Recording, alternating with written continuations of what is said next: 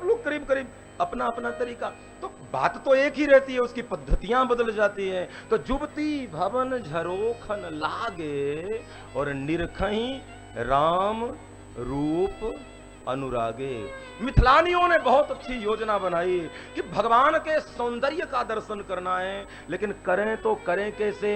बोले सौंदर्य तो देखना है, लेकिन न धाम त्याग सकती न काम। तो जुबती भवन झरोखन लागे, झरोखों से राम जी को देख रही हैं, बड़े सुंदर लग रहे हैं। लेकिन एक बात मैं कहूं, एक विवेकशील वृद्धा थी, उसने कहा भाई झरोखे से तो राम जी तब तक दिखेंगे, भाई हर दीवार पे तो झरोखे नहीं होंगे, मान लो राम जी दूसरे रास्ते से चले गए तो दिखाई देना बंद हो जाएंगे। तो एक वृद्धा ने कहा मेरी बात मान लो तो राम जी बिल्कुल हमें दिखाई देते रहेंगे, मेरी यदि बात मानो। तो बोले क्या करना पड़ेगा? बोले झरोखे से देखना बंद करो।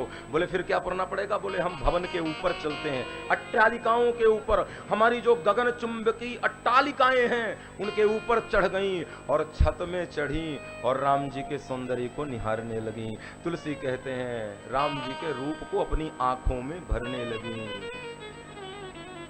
लेकिन एक बिल्कुल नई नई सखी थी, नई नई ब्याहता बहू आई थी, उसने कहा कि आप बुरा ना मानो तो एक बात कहूं। बोले क्या? ऐसे देखने का कोई मतलब नहीं है। बोले मतलब ये है राम जी को हम देखें, उसमें कोई लेना देना नहीं, आनंद तो तब है जब राम जी की दृष्टि हमारे ऊपर पड़ जाए, राम जी हमें देख लें। और सच तो यही है प्यारे, हम भगवान को देखें, उससे ज्यादा जरूरी है भगवान की नजर हम पर पड़े। हमें न देखें भगवान तो क्या मतलब? तो इस सखी ने कहा ऐसे दर्शन से कोई मतलब नहीं। बोले मतलब क्या है? बोले हम तो राम जी को देख रहे हैं, लेकिन राम जी तो हमारी ओर देख नहीं रहे, तो ऐसे देखने का लाभ क्या? तो एक दूसरी जरा चुलबुली सी सखी थी, उसने कहा कि मुझे बोलो तो 1 मिनट में ऐसा उपाय करूंगी कि राम जी हमारी तरफ देखने लगेंगे। नई नई सखी थी, थोड़ी सी पढ़ी लिखी भी रही होगी, आप बोलो ना तो 1 मिनट में राम जी हमारी ओर देख लें। तो एक वृद्धा ने कहा कैसे देखेंगे बता भला? ये वृद्ध जो माताएं होती है ना जल्दी भरोसा नहीं करती किसी पर। हाँ, बहुओं की बात पर तो बिल्कुल भी नहीं करती जी, यहाँ की बात नहीं कर रहा हूँ, मैहर की कर रहा हूँ। हाँ, यहाँ की बहुएं सासों में तो बड़ी पटती है, मैंने सुना है। ऐसा बात कोई बता रहा था कि बहू यहाँ सवेरे उठती है तो सबसे पहले सासू माँ को ही प्रणाम करती है, भगवान के पास बाद में जाती है। अब खबर नहीं सही है कि झूठी है, पर बात आई मेरे कान तक तो बोलूं मैं। तो बिल्कुल नई नई बहू, उसने कहा कि यदि मुझे बोलो तो 1 मिनट में राम जी हमारी ओर देख लेंगे, भले नीचे जा रहे हैं और हम ऊपर हैं, मजबूर हो जाएंगे राम जी ऊपर देखने के लिए। बोले क्या करेगी? तो गई नीचे और पूजा घर से थोड़े फूल लेकर आई और थोड़े थोड़े फूल सबको दे दी और बोली एक काम करना, जिसके सामने जाएं बस इनके ऊपर सीधे फूल छोड़ देना।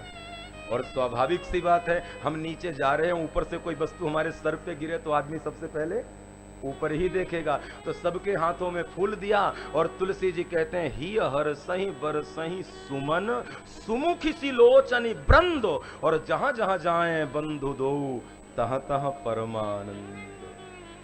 फूल फेंक रही है और जैसे ही एक सखी ने राम जी के ऊपर फूल फेंका ना, और राम जी के ऊपर फूल फेंके, तो तुलसी जी कहते हैं राम जी ने ऊपर निहारा और ऊपर देख करके कहा कि आपने मेरे ऊपर फूल क्यों फेंका? तो इस सखी ने कहा राम जी मैंने आपके ऊपर फूल इसलिए फेंका कि आपके चरण बड़े कोमल हैं। वैसे तो जनकपुर की धरती भी सजीवन मूरी है, वो भी कोमल ही है, पर हमने आपके चरणों में फूल इसलिए फेंका है कि यहां से जाने के बाद अयोध्या में हमारे जनकपुर की धरती की निंदा मत करना कि धरती बड़ी कठोर है। हम फूल इसलिए फेंक रहे हैं कि हमारे फेंके हुए फूलों में चलकर जाओ ताकि जनकपुर की प्रशंसा करना जा करके। ही हर सही बर सही सुमन सुमुखी सिलोचनी ब्रह्म, और जहां जहां जाए बंधु दो तहां तहां परमानंद। हिय हर सही बर सही सुमन। सुमन किसको कहते हैं? किसको? थोड़ी जोर से बोलो ना जी। फूल को कहते हैं सुमन। हाँ बिल्कुल सही है, सुमन फूल को ही कहते हैं, लेकिन सुमन का एक और अर्थ बताऊं आपको, अपने वाले हो तो बता देता हूं, इसका भी अलग से लगेगा। हाँ, ये बात भी अलग से ढूंढ के लाया हूं। हाँ, हिय हर सही बर सही सुमन। सुमन का एक अर्थ होता है हमारा सुंदर मन ही सुमन है। मन मन है और सुंदर मन सुमन है।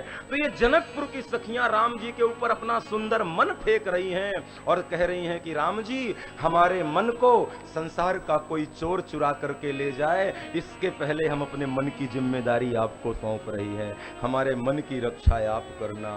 और वास्तव में सच यही है, इस मन को कोई दुनिया की बीमारी लगे, दुनिया का चोर चुराए, इसके पहले इस मन की बागडोर हरि के हाथों में सौंप दो साहब। इस मन की बागडोर ठाकुर जी के हाथों में सौंप दो। ही हर सही बरसही सुमन।